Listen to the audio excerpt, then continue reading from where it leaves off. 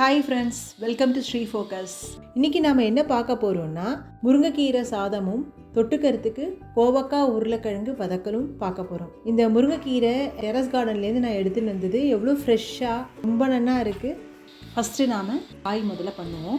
முதல்ல ஒரு 2 table spoon கடலெண்ணெயை விட்டுக்கிறேன். 1 டீஸ்பூன் கடுகு, 1 டீஸ்பூன் ஜீரகம், 1 டீஸ்பூன் உளுத்தம்பருப்பு, 1 டீஸ்பூன் கடலைப்பருப்பு, கொஞ்சோண்டு பெருங்காயம். இதோட காயை நான் சேர்த்துண்டு நல்லா வதக்கிக்கிறேன். 1 டீஸ்பூன் மஞ்சப்பொடியும் போட்டு காயை வதக்கிக்கிறேன். நல்லா எண்ணெயோடு கலந்துக்கணும். நடுவில் 2 நிமிஷத்துக்கு ஒரு தடவை இதை நல்லா கலந்து விடுங்கோ. ஏன்னா உருளைக்கிழங்கு ரோஸ்ட் ஆகும், பட் அந்த கோவக்காய் கரியிற மாதிரி ஆக ஆரம்பிச்சிடும். அதனால் நடுவில் கலந்து விட்டுக்கணும். ரைட், இது வேகட்டும். இப்போது இதை நான் மூடி வைக்கிறேன். ஒரு 5 நிமிஷம் வேகட்டும். இந்த பக்கம் ஒரு கடாயில் 1 டேபிள் ஸ்பூன் நல்லெண்ணெய் விட்டுக்கிறேன்.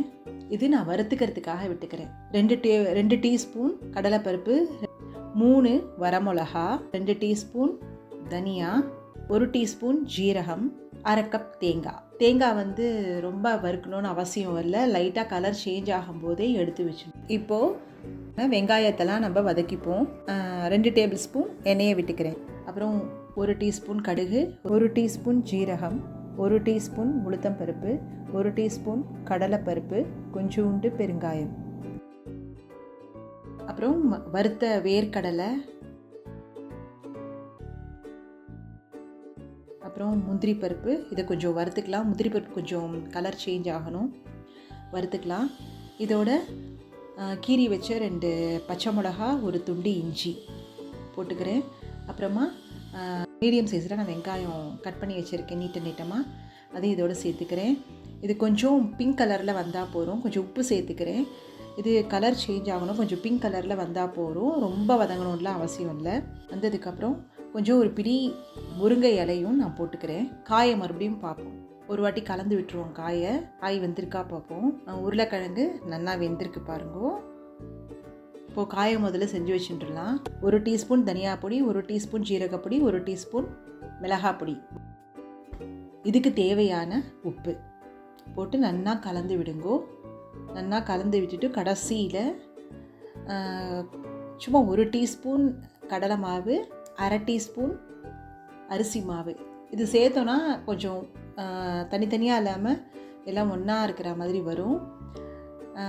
கொஞ்சம் டேஸ்டியாகவும் இருக்கும். அதுக்காக தான் இதை கலந்து காயை எடுத்து கடைசியில் ஒரு கார்னிஷிங்காக நான் கேரட்டை கொஞ்சோண்டு துருவிண்டு ஒரு 1/2 குடமிளகாயை குட்டி குட்டியாக கட் பண்ணிட்டு இது மேலே போட போகிறேன். காயை எடுத்து இப்போ அடுத்தது நம்ம ரைஸ் பார்ப்போம். தனியா பொடி, ஜீரகப்பொடி, மிளகாய் பொடி ஒரு டீஸ்பூன். இப்போது நான் மிக்சியில் அரைச்சின்னு வந்திருக்கேன். அதையும் நான் இதில் போட்டுக்கிறேன். மிக்சியில் வறுத்த சாமானை முதல்ல நல்லா பவுடர் பண்ணிட்டு கடைசியில் முருங்கைக்கீரையும் சேர்த்து அரைச்சிக்கணும். தண்ணி கொட்டவே கூடாது. முருங்கைக்கீரையிலே தண்ணி இருக்கும். அது கொஞ்சம் குழப்பாக இருக்கும். ஏன்னா இது நான் காத்தால தான் இதை பறிச்சுட்டு வந்தேன். மேலே எனக்கு டெரஸ் கார்டன் இருக்குது. அதில் முருங்கை செடி வச்சுருக்கேன். மார்னிங் தான் பறிச்சுட்டு வந்தேன். இலசாக இருக்குது இலையெல்லாம். இதே ஒரு முத்தின இலையாக இருந்ததுன்னா இவ்வளோ குழப்பழப்பு இருக்காது. இது கொஞ்சம் ஒரு 30 செகண்ட்லேருந்து 1 நிமிஷத்துக்குள்ளேயே வதங்கும் போதே கொஞ்சம் நல்லா உதிரியாக வர ஆரம்பிக்கும். இது எண்ணெயில் நம்ம வதக்கினோன்னா 1 நிமிஷத்துக்கு மேலே வதக்க வேண்டாம். அப்புறம் முருங்கைக்கீரையில் இருக்கிற சத்தெல்லாம் போயிடும். சாதத்தை நான் ஒரு 10 நிமிஷம் முன்னாடியே எடுத்து வச்சுட்டு அதில் 2 ஸ்பூன் நெய் விட்டு கலந்து வச்சுருக்கேன். அப்புறம் நான் பாஸ்மதி ரைஸ் யூஸ் பண்ணல. நாங்கள் டெய்லி சாப்பிட்ற அந்த ரைஸ் தான் யூஸ் பண்ணியிருக்கேன். உங்களுக்கு வேணுன்னா நீங்கள் பாஸ்மதி ரைஸ் யூஸ் பண்ணிக்கோங்க. ரொம்ப நல்லா இருக்கும். மத்தியானம் லஞ்ச் பாக்ஸில் கண்டிப்பாக இதை கொடுத்து அனுப்பலாம். குழந்தைகள் சாப்பிட்ருவா. நல்ல டேஸ்ட்டாக இருக்கும். நல்ல ஹெல்த்தியும் கூட. நல்ல டெலிஷியஸாக இருக்கும். எவ்வளோ கலர்ஃபுல்லாக இருக்குது பாருங்கோ. கண்டிப்பாக எல்லோரும் வாரத்தில் 2 நாளாவது இந்த ரைஸ் எடுத்துக்கோங்க. இந்த காயும் சேர்த்து எடுத்துக்கோங்க. வெறும் உருளைக்கிழங்குனா எல்லாருமே சாப்பிட்ருவா. வெறும் கோவக்காயை நிறையா பேர் சாப்பிட மாட்டா. ஸோ குழந்தைகள்லாம் சாப்பிட தயங்குவா வெறும் கோவக்காயை சாப்பிட்றதுக்கு. அதனால் இந்த உருளைக்கிழங்கோடு நீங்கள் சேர்த்து கொடுக்கும்போது கண்டிப்பாக கோவக்காயும் சேர்ந்து சாப்பிட்ருவா. அதுக்காக தான் அப்படி பண்ணுறது. Thank you all. Take care. Bye bye.